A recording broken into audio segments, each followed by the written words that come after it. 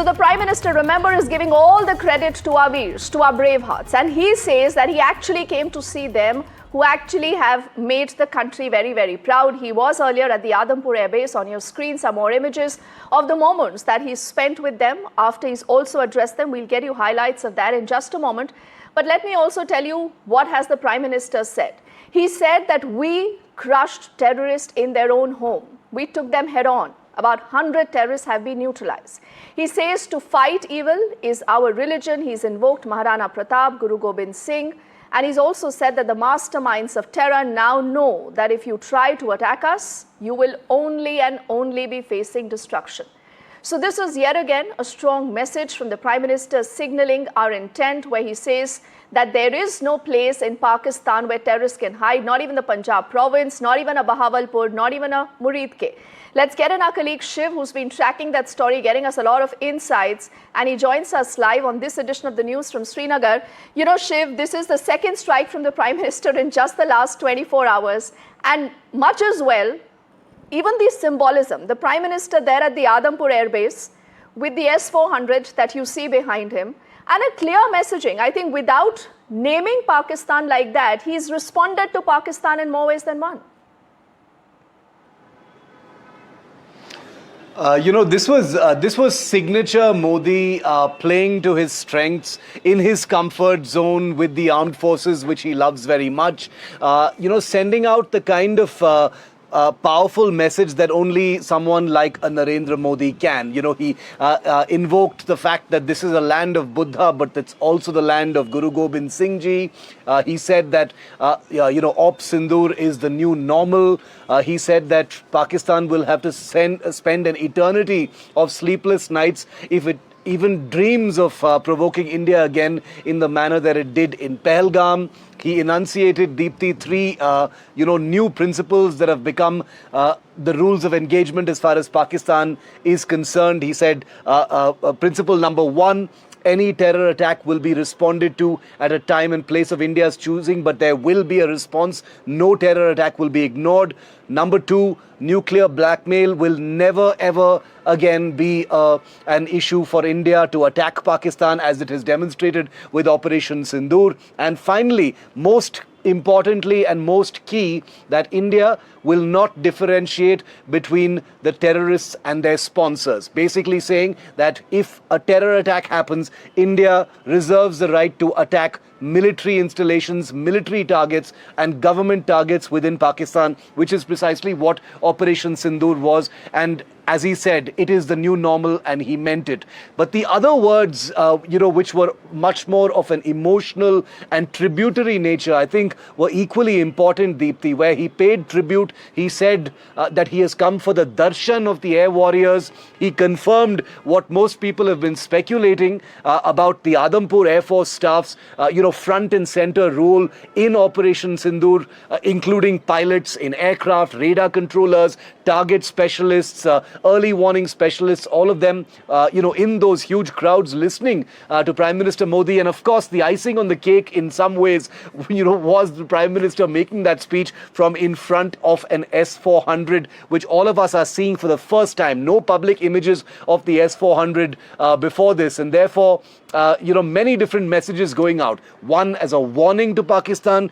Two, as a line in the sand as far as terrorists are concerned. And three, also, that Pakistan can live in its fantasy world as far as misinformation is concerned, but that Adampur, an airbase that Pakistan sought to attack, and when it couldn't attack, sought to misinform its public that it had attacked, is alive and well and ready to jump back into operations in a few minutes if necessary, if Pakistan provokes it. That was the amazing message from Prime Minister Modi, Deepthi. Oh yes, and Shiv, I'll also take this opportunity to say good evening to both Sajjan Kumar, who's a political analyst, and Lieutenant General V.K. Chaturvedi, who's a defense expert, both with us on the show. And gentlemen, with your permission, I want to take another quick question now with Shiv, and then we'll come back to this conversation because he's on ground zero. He's been tracking everything for us. Shiv, the timing is very, very important. When the Prime Minister decided to speak yesterday, he has multiple layers of messaging, not just to tell us that this is the new Modi doctrine. He has a message for those who still believe that Kashmir is on the table, and he made it very clear that forget that. We'll talk to Pakistan, but we'll talk about POK and we will speak about terror. He also has a message for all of us who've been really looking at how far can India go. And he said, we came this far, but do not think that this operation is over. This is just a pause. To him now going to the forces, how do you see in the next few days to weeks, the story moving ahead, keeping in mind that this is a Pakistan that absolutely cannot be trusted?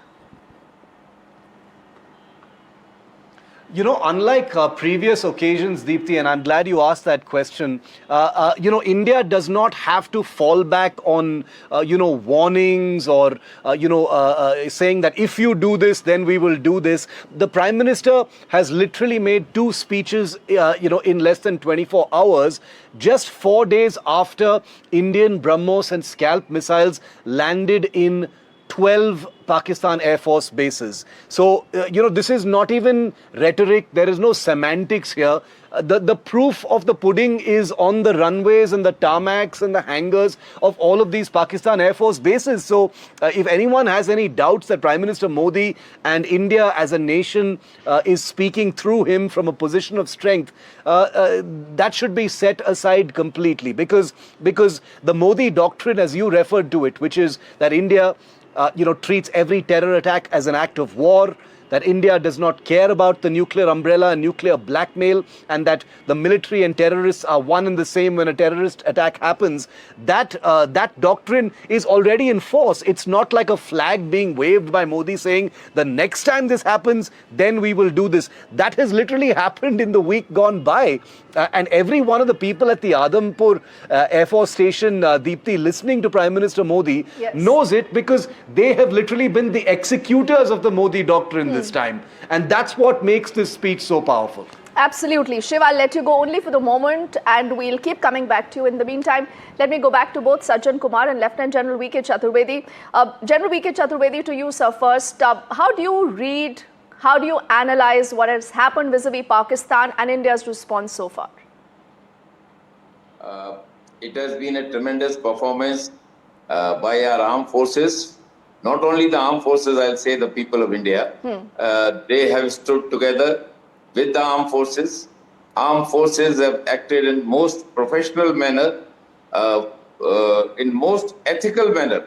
When they targeted on 6th and 7th night these places, the terrorist camp, thereafter they made it very, very clear that our aim was to destroy the terrorist camp and kill those terrorists who have caused that unbearable pain to each and every Indian on that 22nd April at Pahalgam.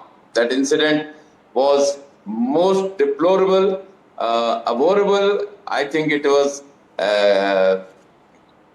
heinous, dastardly, what all the adjectives fall short of actually describing that incident when you ask a man his religion and then kill him.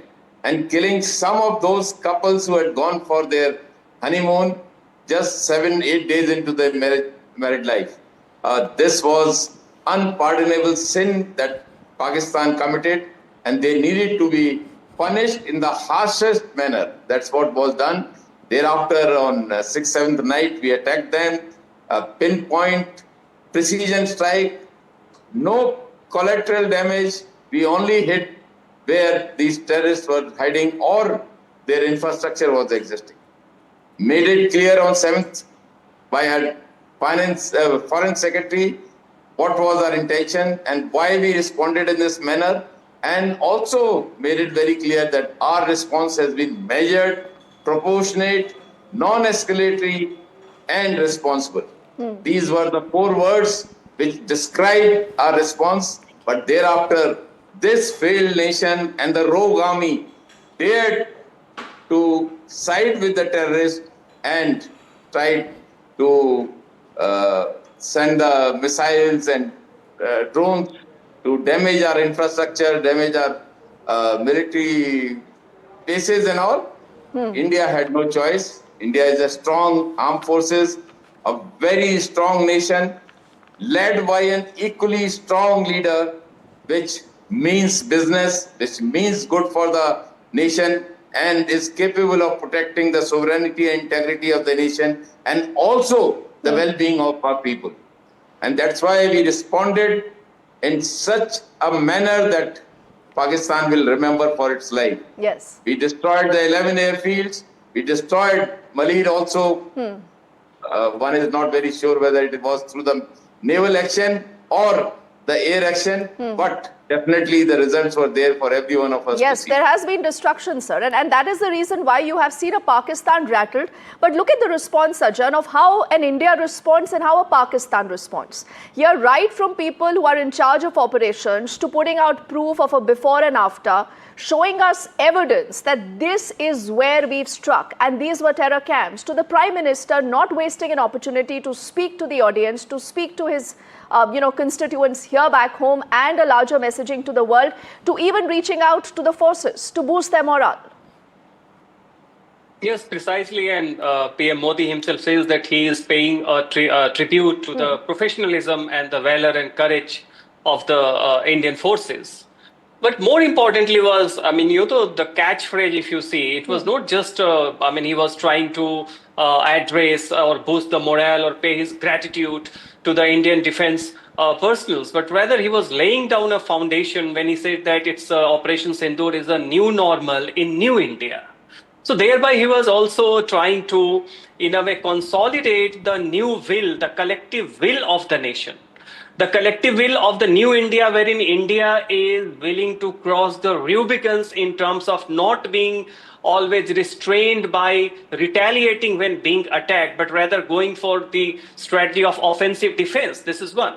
Two, also, it was something wherein entire nation's will, collective will, is quite relatable with the leaderships, wherein the faith in the leader, that we the people, the phrase, can be redefined, wherein you find the leader and the people, the state and the society, they all were in sync in terms of entering into 21st century, be it about the new warfare. When he said that this is not the time for war, but this is also not the time to remain passive vis-a-vis terror attack. And that is why Prime Minister Modi's doctrine, if you see, the new India and new normal, it is about a new collective will, wherein the collective psyche wants India's defense and security to play a proactive and offensive role rather than being the recipient and then responding.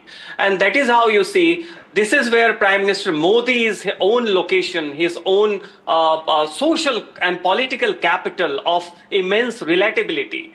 This is where he carries the nation in a professional and a very transparent and relatable manner, compared to a state wherein you find Pakistan, etc. It's all propaganda based on the lies and etc.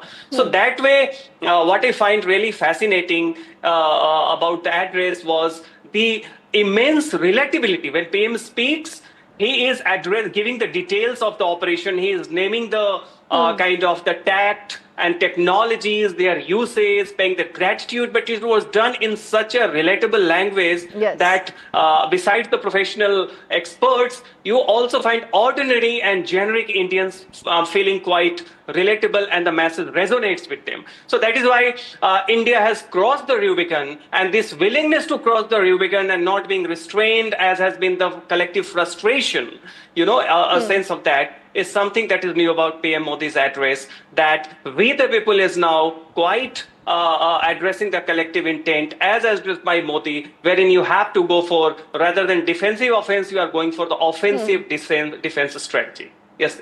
And Sajjan, I'm so glad that you've touched upon this point, because this helps me frame the next part of the question before I get in Lieutenant General V.K. Chaturvedi. Because the point is, you're speaking of the will of the nation. This was the mood of the nation, that let's go to any length this time, but we need to ensure that there is never another Pahalgam. This is our moment. We do not care about what an America might think. We do not care about what an EU might think. We do not care about absolutely anyone right now, because these are our citizens. And right from, calling this operation an Operation Sindoor, to addressing the fact that we need to do a lot more in terms of our own capabilities and to go deep into the heart of Pakistan.